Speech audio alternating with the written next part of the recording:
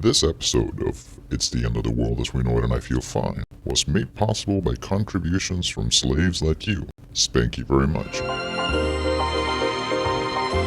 Nuclear power plants. Clean, safe, efficient.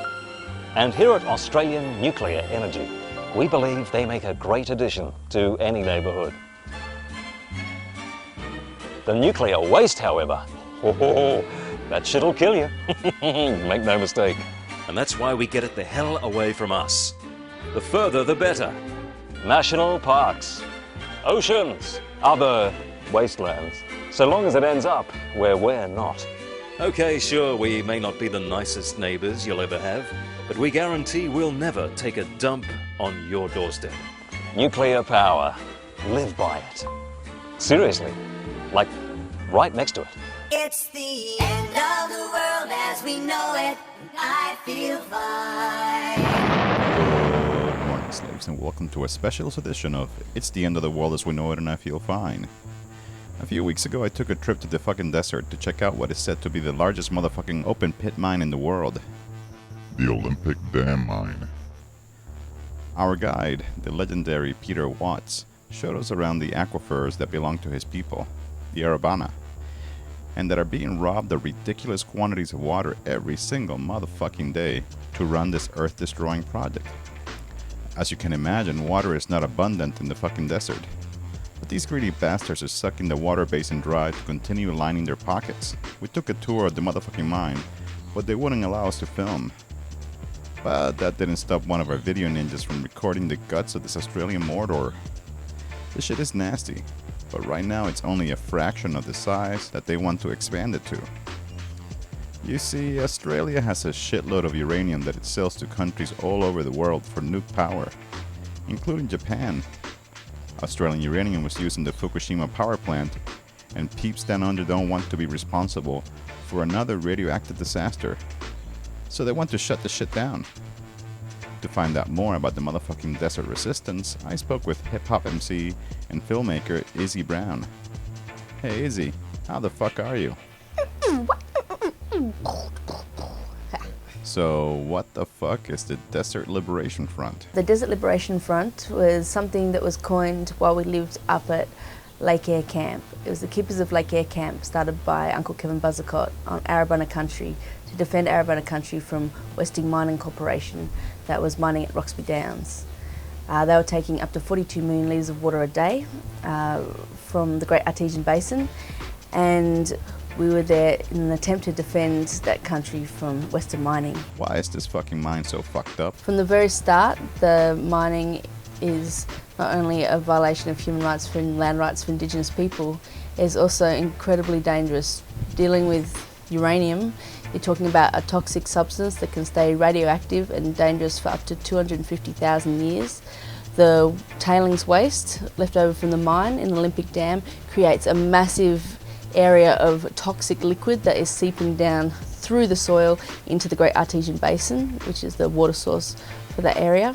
And once it leaves the mine, the transportation is dangerous. There was recently a train came off and spilt radioactive copper into the Catherine River. So all along the whole chain of the nuclear industry there's danger, and once it leaves our shores it heads all over the world. And if you look at the disaster in Fukushima and other reactor meltdowns, you look at the use of nuclear weapons, you look at the use of depleted uranium in bombs, in bullets, in Kosovo, in Iraq, the damage is exponential. Tell me about Earth Dream and the resistance to stop uranium mining in Australia. With the Earth Dream tour that happened in 2000, we managed to mobilise a lot of people from all over Australia and the world to come out to the desert. Our first stop was Beverley Uranium Mine, where we were invited to come in solidarity with the Indigenous people from that area to protest against that uranium mine. We all got the crap beaten out of us, and lots of crazy stuff happened, but I think that kind of brought everybody together to realise, I guess, what we were up against. From there we went to Lake Eyre and down to Roxby Downs, where we managed to blockade the road for 3 days with big sound systems and cabaret shows and all sorts of fabulous and wild activities.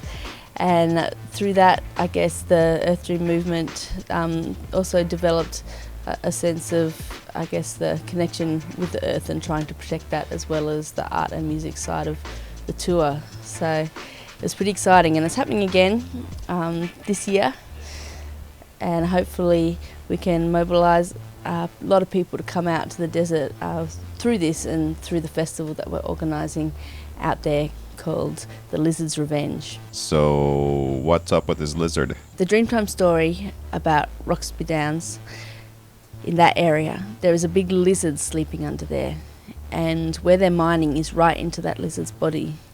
And so that's why we're calling the festival The Lizard's Revenge, because I don't think that sleepy lizard will be sleeping so much now with all that stuff going on.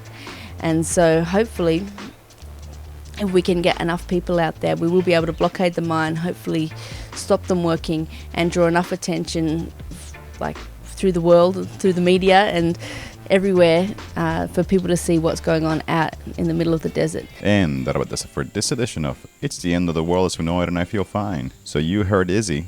If you are in the land of kangaroo tacos in July, go to the Lizard's Revenge and help stop this bullshit.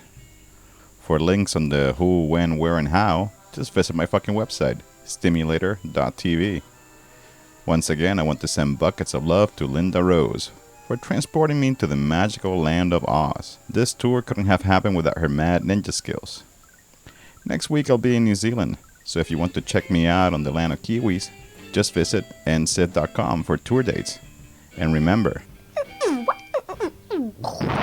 musical metaphor about the things we're for. And again, get that message in your head.